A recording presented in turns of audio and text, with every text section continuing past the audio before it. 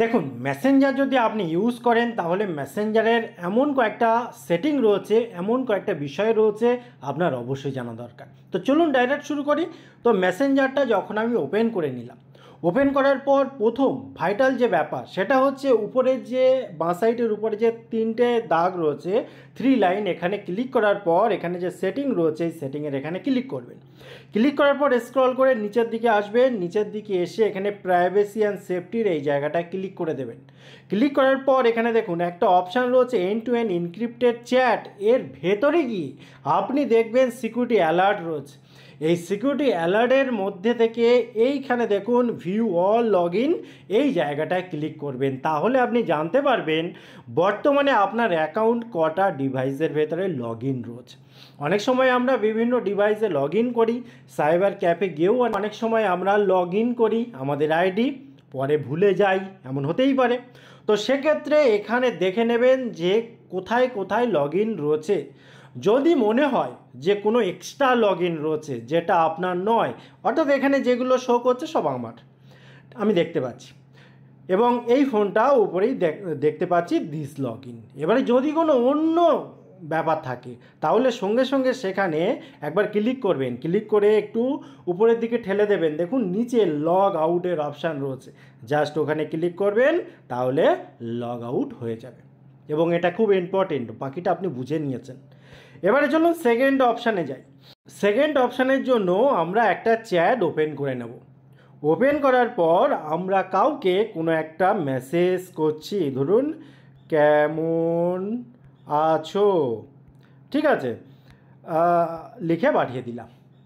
হতে পারে যে মেসেজটা আমি পাঠিয়েছি তাতে কোনো স্পেলিং ভুল থাকতে পারে, কিংবা আপনি আরেকটু অন্য কিছু লিখতে চাইছেন। তো এক্ষেত্রে যদি আপনি এটাকে ডিলিট করে দেন সেটা বাজে ব্যাপার হবে, কারণ সে ভাবতে শুরু করবে আপনি কী একটা লিখেছিলেন, ডিলিট করলেন। আপনাকে কিচ্ছু করতে হবে না, আপনি জাস্ট একটু চেপে রাখবেন, নিচে দেখুন মোর অপশান রয়েছে, এখানে ক্লিক করবেন, এখানে দেখুন এডিটের অপশান রয়েছে, এখানে যে লেখাটা আপনি পাঠিয়েছিলেন সেটা এখানে চলে আসবে। এবারে আপনি সেটা ভালো করে যেটা আপনার লেখার ইচ্ছা সেটা লিখবেন, লিখে আবার এই যে টিকটা রয়েছে এখানে টিক করে দেবেন, তাহলে চলে যাবে। ঠিক আছে, মেসেজ কিন্তু ডিলিট করতে হলো না, এটা খুব ভালো জিনিস। তারপরে দেখুন আরেকটা জিনিস যেটা আমাদের সবার দরকার হয়, অনেক সময় আমরা পরে কিছু শেয়ার করব বলে বা কোথাও থেকে কোনো কিছু আমরা নিয়েছি, সে ছবি হতে পারে, ভিডিও হতে পারে, কোনো স্পেশাল মেসেজ হতে পারে, আপনার প্রিয়জনের কোনো ছবি ভিডিও কিছু থাকতে পারে, আপনি চাইছেন একটা জায়গায় রেখে দিতে। তো আপনি এই যে মেসেঞ্জারের ভেতরে চ্যাটের ভেতরে রাখতে চাইছেন, কিন্তু আবার সেটা প্রোটেক্টেড চাইছেন, কেউ যাতে না জানতে পারে। আপনি কি করবেন, উপরে যে সার্চের আইকন রয়েছে এখানে নিজের নাম লিখে দিন। নিজের নাম লিখে দিলে দেখবেন নিজের নামের যে অপশান সেখানে চলে আসবে, এবং এখানে এসে আপনি সবটাই করতে পারেন যেটা অন্যদের সাথে চ্যাট করে করতে পারেন। ঠিক আছে, বিষয়টা বুঝে নিয়েছেন।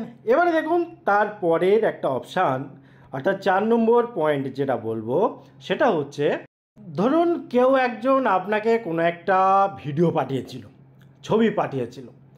এখন আপনি তো বহুদিন হয়ে গেছে, অনেক বছরও হতে পারে, আপনার মনে নেই কোথায় কি আছে না আছে, খুঁজে পাচ্ছেন না।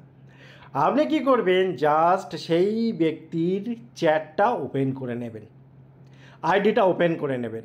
ওপেন করার পর উপরে দেখুন আই বাটন রয়েছে, এখানে ক্লিক করবেন। ক্লিক করার পর এখানে দেখুন view media file and link, এখানে ক্লিক করবেন। এখানে দেখুন পরপর 3টে অপশান রয়েছে, এখানে যা যা এসেছিল সব শো করে যাবে। এখানে নেই কেন, কারণ আমি রাখিনি, ভিডিও বানাচ্ছি তো না। তো যাই হোক, এখানে এরকমভাবে আপনি সবটা দেখতে পাবেন, কতদিন আগে পাঠিয়েছিলেন, যত পুরানোই হোক না কেন কোনো অসুবিধা হবে না। এইগুলো হয়তো ছোট ছোট বিষয়, কিন্তু আমাদের অনেক সময় প্রবলেম হয়, অনেকে কমেন্ট করেও লেখেন, ওই জন্য ভিডিওটা বানানো, যাতে করে অনেকের সুবিধা হয়ে যায়।